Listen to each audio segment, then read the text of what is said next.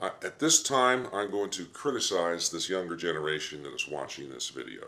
You are so skilled in technology. However, your generation are playing the worst games that casinos have ever offered customers. Your parents would have never sat down at a 6-to-5 blackjack game. But I hate to say it's a bad reflection on the math skills of the younger generation that can do all this computer technology. They sit down and play the worst games that casinos have ever offered. Now let me explain something that is going on now in casinos, and customers are accepting it.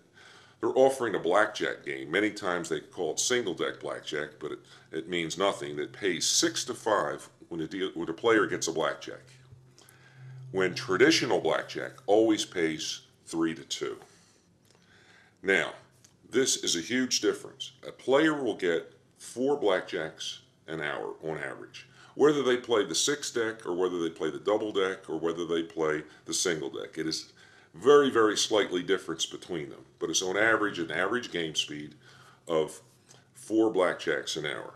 So if a player is betting $10,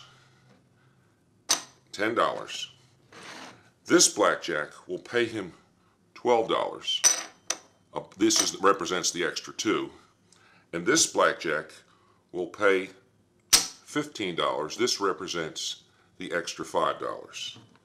Now, if you get 4 blackjacks in an hour,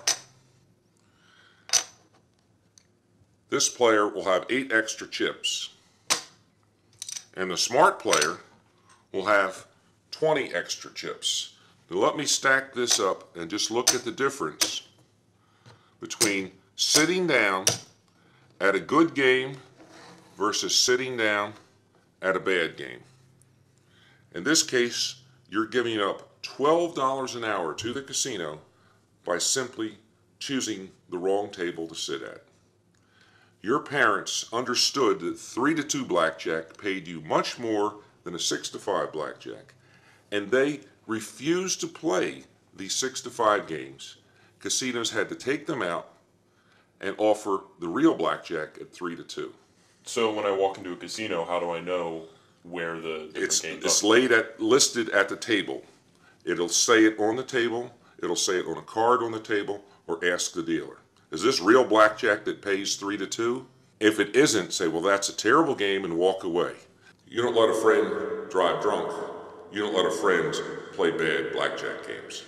Pass on the knowledge, and casinos will eventually go back and offer more of the good games.